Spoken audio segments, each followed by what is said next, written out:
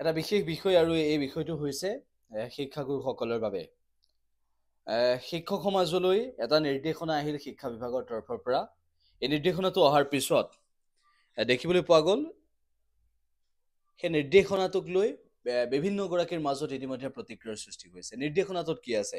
নিৰ্দেশনাটোত আছে যে উচ্চ শিক্ষা গ্ৰহণ কৰাৰ ক্ষেত্ৰত শিক্ষা বিভাগৰ অনুমতি ল'ব লাগিব। শিক্ষা বিভাগৰ অনুমতি অবিহনে উচ্চ শিক্ষা গ্ৰহণ কৰিব নোৱাৰিব। কেৱল সিমানেই নহয়, যদি সেই নিৰ্দেশ অমান্য কৰে কোনো শিক্ষকে, তেনেহ'লে সেইসকলৰ ক্ষেত্ৰত শাস্তিমূলক ব্যৱস্থাও গ্ৰহণ কৰিব।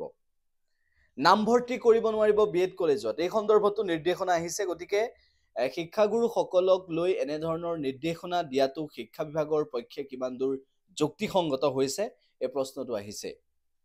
মাধ্যমিক শিক্ষা সঞ্চালক মমতা হোজায়ে এই নিৰ্দেশনা জাৰি কৰিলে আৰু তাৰ পাছত ৰাজ্যত প্ৰতিক্ৰিয়া আৰম্ভ হৈছে।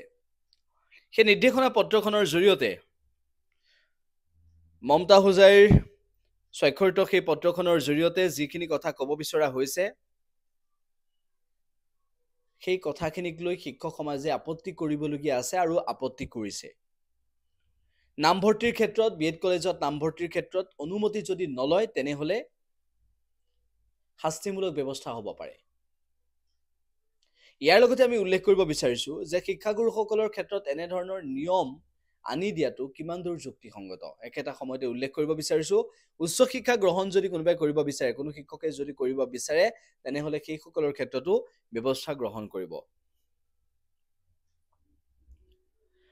তেওঁলোকে ইতিমধ্যে উল্লেখ কৰিছে উচ্চ শিক্ষা গ্ৰহণ কৰাৰ ক্ষেত্ৰতো অনুমতি ল'ব লাগিব বুলি কৈছে।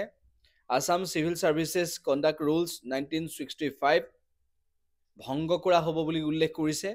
কেৱল সিমানেই নহয়, ডাইৰেক্টৰ অফ ছেকেণ্ডেৰী এডুকেশ্যনৰ তৰফৰ পৰা সেই পত্ৰখন দিয়াৰ লগে লগে ৰাজ্যৰ ভিন্ন প্ৰান্তত প্ৰতিক্ৰিয়া হৈছে আৰু সকলোৱে ক'ব বিচাৰিছে যে এনেধৰণৰ বিষয়বোৰক লৈ শিক্ষা বিভাগে যিবোৰ নিয়ম নিৰ্দেশনা দিছে, যিবোৰ নীতি নিৰ্দেশনা আনিছে, তাক লৈ কোনো কাৰণতে শিক্ষাগুৰুসকল সন্তুষ্ট নহয়। ইমানতে এইটো বিষয় সমাপ্ত হোৱা নাই। শিক্ষাগুৰুসকলৰ ক্ষেত্ৰত পূৰ্বতে শিক্ষা সেতু এপৰ জৰিয়তে কিমান দিন মানসিকভাৱে কিমান দিন তেওঁলোকক এটা অত্যাচাৰ কৰিছে এক প্ৰকাৰ শিক্ষা বিভাগে, সেই কথাখিনি কোনো শিক্ষাগুৰুৱে পাহৰা নাই। দ্বিতীয় কথাটো আহি পৰিছে যে শিক্ষাগুৰুসকল সমস্যাত পৰিছে। শিক্ষাগুৰুসকলৰ বদলীকৰণৰ বিষয়টোক লৈ তেখেতসকলে গুৰুত্ব নিদিয়ে। ঠিকাভিত্তিক তথা ষ্ট্ৰেটপুল শিক্ষকৰ ক্ষেত্ৰত এটা সমস্যা আহি পৰিছে। তেওঁলোকৰ নিয়মীয়াকৰণৰ বিষয়টোৰ ক্ষেত্ৰত গুৰুত্ব প্ৰদান নকৰে আৰু নিয়মীয়াকৰণ কৰিব, কিন্তু পে প্ৰটেকশ্যন নিদিয়ে। ইয়াৰ পাছত আকৌ এনেকুৱা এটা নিয়ম, উচ্চ শিক্ষা গ্ৰহণ কৰিব নোৱাৰিব, উচ্চ শিক্ষা গ্ৰহণ কৰিলে অনুমতি ল'ব লাগিব, বিএড কলেজত নামভৰ্তিৰ ক্ষেত্ৰত অনুমতি ল'ব লাগিব, অনুমতি নল'লে শাস্তিমূলক ব্যৱস্থা গ্ৰহণ কৰিব। এনেধৰণৰ যে নিয়মবোৰ প্ৰৱৰ্তন কৰিছে শিক্ষা বিভাগৰ তৰফৰ পৰা, যে এই নিৰ্দেশনাবোৰ দিয়া হৈছে, শিক্ষাগুৰুসকল কিমান সন্তুষ্ট এবাৰ প্ৰশ্নটো কৰি চাইছেনে? সেই প্ৰশ্নটোৰ উত্তৰ শিক্ষা বিভাগৰ হাতত আছেনে? সন্তুষ্ট হয়নে নহয় শিক্ষাগুৰুসকল? গতিকে এইখিনি কথা অনুধাৱন কৰাটো প্ৰয়োজন আহি পৰিছে আৰু সেইবাবেই আমি এই কথাকেইটা উপস্থাপন কৰিব বিচাৰিছোঁ।